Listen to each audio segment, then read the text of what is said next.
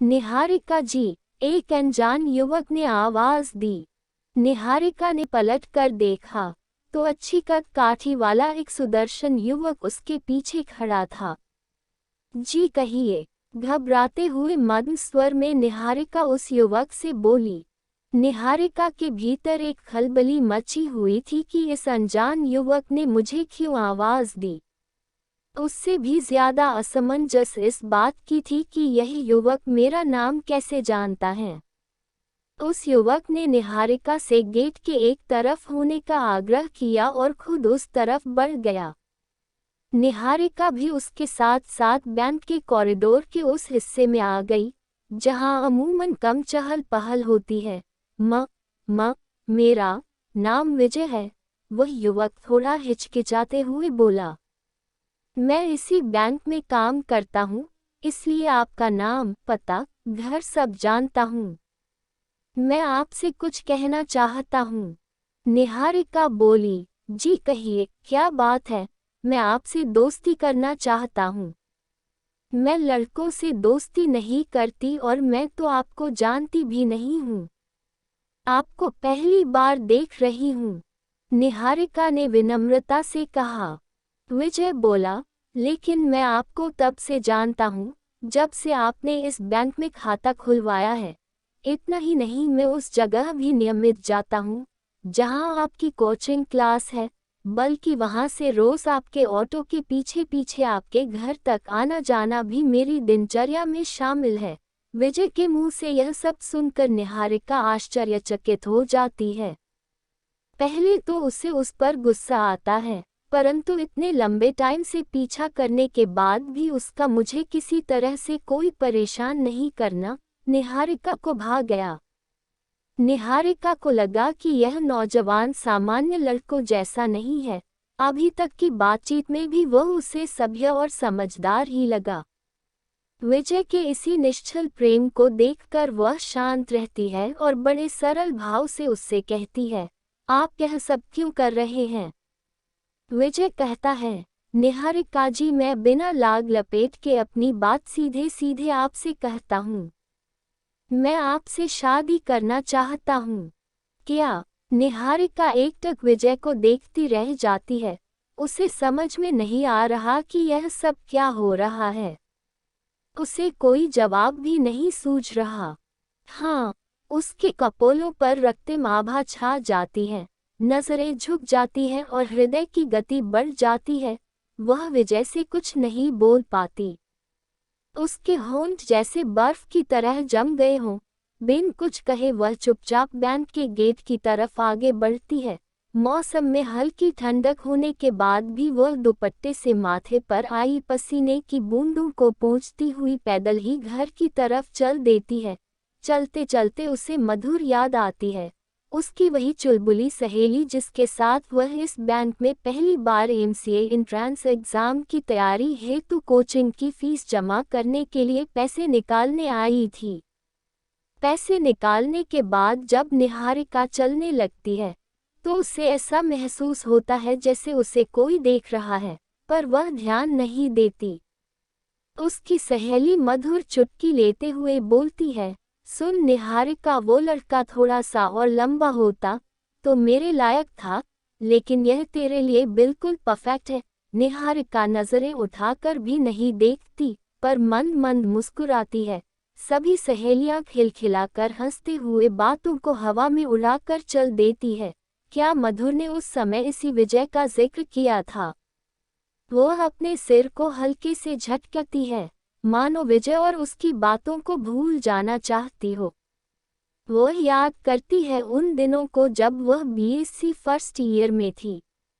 BSc की पढ़ाई complete करने के बाद उसका किसी अच्छी यूनिवर्सिटी से एमसीए करने का इरादा था, जिसके लिए उसे पैसों की ज़रूरत थी और 6 भाई बहन होने की वजह से उसके माता पिता पर जिम्मेदारियों का बोझ अधिक था। इसलिए वह आगे की पढ़ाई के लिए अपने माता पिता से पैसे नहीं लेना चाहती थी। पढ़ाई के साथ साथ निहारिका ने ट्यूशन पढ़ाना शुरू कर दिया। ट्यूशन से मिले पैसों को वह हर महीने बैंक में जमा कर देती थी। बैंक उसके घर से नजदीक ही था। निहारिका बीएससी प्रथम श्रेणी में उत्तीर्ण होती है।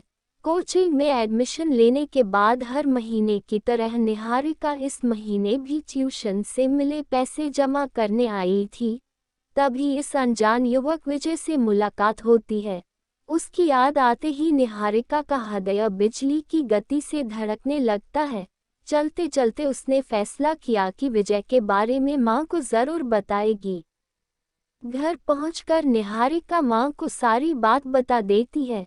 मां पापा को सब बता देती हैं।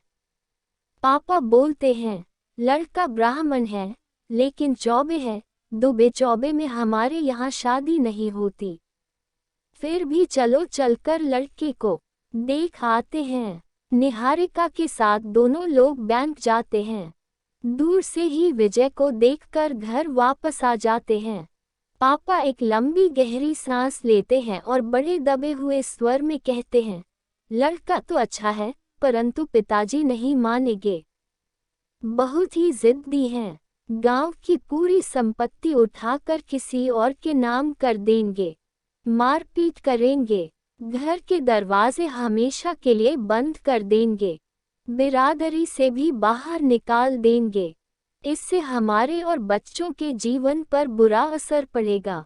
1 महीने बाद फिर निहारिका बैंक जाती है। पहुंचते ही विजय निहारिका को रोक लेता है, जैसे वो निहारिका का पहले से ही इंतजार कर रहा हो। निहारिका, मुझे थोड़ा समय दे दो, मैं तुमसे बात करना चाहता हूँ। विजय, समझने की कोशिश करिए, कोई फायदा नहीं, मेरी शादी आपसे नहीं हो सकती। ठीक है, हम कहीं और बैठकर थोड़ी देर बात तो कर सकते हैं। ओके, बोलकर निहारिका घर वापस आ जाती है। माँ, विजय ने आज मुझे फिर रोका। कहता है कुछ देर कहीं और बैठकर मुझसे बात करना चाहता है। बोलो माँ, मैं क्या करूँ? उसका निश्चल प्रेम देखकर मैं सख्ती से बोल भी नहीं पाती। माँ, क्या कोई किसी से इतना निश्चल प्रेम कर सकता है? वह 3 साल से मेरा पीछा कर रहा है, फिर भी कभी मुझे परेशान नहीं किया। कानों कान भनक भी नहीं लगने दी, वरना आजकल के लड़के क्या क्या नहीं करते हैं। परेशान भी करते हैं और अभद्र टिप्पणी भी। इनकार करने पर बदनाम करने या हासिल करने के 1000 हथकंडे अपनाते हैं। लेकिन विजय ने मुझे 3 साल के बाद प्रपोज किया। माँ, क्या कोई लड़का इतना भी शरीफ हो सकता है? माँ मुस्कुराते हुए कहती हैं, जाओ, जाकर थोड़ी देर बात कर लो। निहारिका माँ के चेहरे को देखती ही रह जाती है। समझती है विजय सभी को पसंद है, परंतु दादाजी की वजह से हाँ नहीं कह पा रहे हैं। निहारिका भी ऐसा कोई कदम नहीं उठाना चाहती थी जिससे माँ पापा को कोई तकलीफ हो। अगले दिन निहारिका विजय से मिलने जाती है। दोनों एक रेस्टोरेंट में जाकर बैठते हैं। विजय कोल्ड ड्रिंक मंगाता है। निहारिका, तुम्हारी सादगी भरी सुंदरता और तुम्हारे संस्कारों से मैं प्रभावित हूँ। मुझे तुमसे प्यार हो गया है, मैं तुमसे शादी करना चाहता हूँ। निहारिका जानती है यह संभव नहीं है, फिर भी उसे विजय की बातें अच्छी लग रही थी। आज विजय को सुनने का मन कर रहा था, परंतु अपने आप को संभालते हुए निहारिका कहती है, आप ब्राह्मण हैं, फिर भी हमारी शादी नहीं हो सकती। हमारे यहाँ दुबे चौबे में शादी नहीं होती। मेरे दादाजी नहीं मानेंगे। मुझे एक बार अपने पापा से मिलवा दो। मैं तुमसे वादा करता हूँ, यदि उन्होंने इनकार कर दिया तो मैं कभी तुम्हारी गली में कदम नहीं रखूंगा, कभी तुम्हें परेशान नहीं करूंगा, हमेशा के लिए चला जाऊंगा, कभी भी तुम्हारे सामने नहीं आऊंगा। निहारिका जानती थी कोई फायदा नहीं होगा, पापा कभी भी दादाजी के खिलाफ नहीं जाएंगे और जाना भी नहीं चाहिए।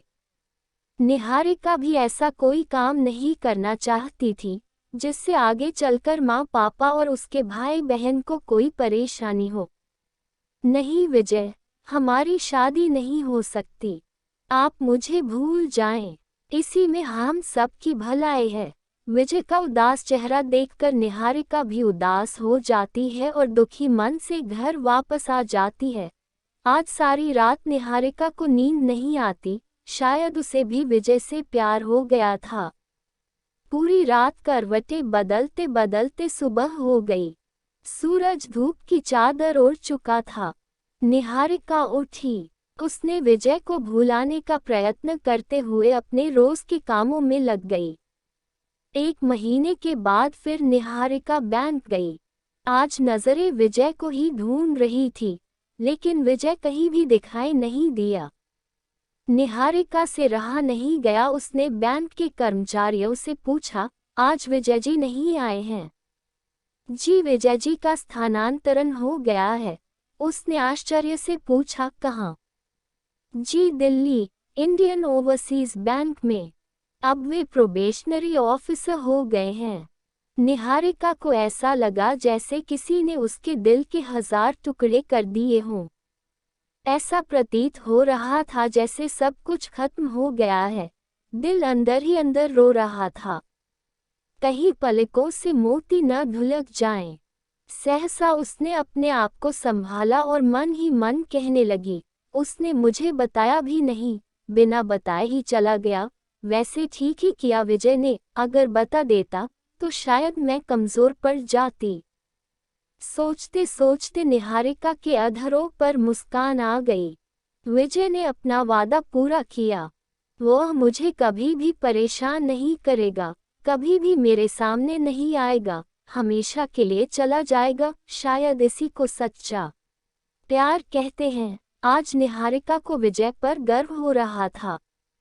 निहारिका विजय के प्रेम को हमेशा के लिए दिल के एक कोने में संजो कर रख लेती है और एमसीए की तैयारी में जुट जाती है।